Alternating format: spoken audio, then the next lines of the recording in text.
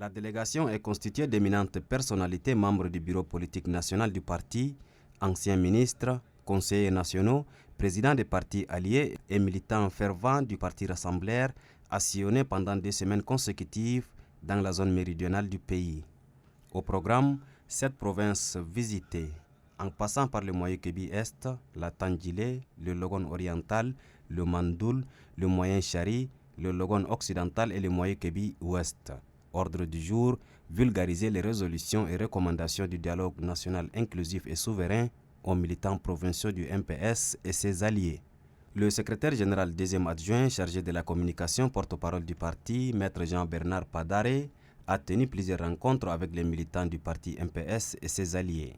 Rencontres au cours desquelles le secrétaire général deuxième adjoint, Maître Jean-Bernard Padaré, a orienté les militants et sympathisants pour une mobilisation totale lors des prochaines échéances électorales.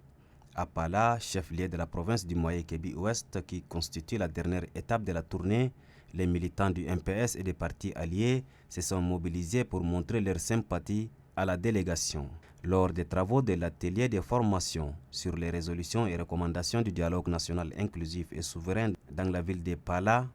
le secrétaire général provincial du parti, Keda Bala, et le chef de mission des précurseurs du MPS, Faïchou Etienne, invitent les militants à suivre les débats dans une ambiance de convivialité et d'interactivité. Maître Jean-Bernard Padaré a mis terme à la mission de vulgarisation des résolutions et recommandations du dialogue national inclusif et souverain. Lors de cette mission de vulgarisation des résolutions et recommandations du dialogue national inclusif et souverain,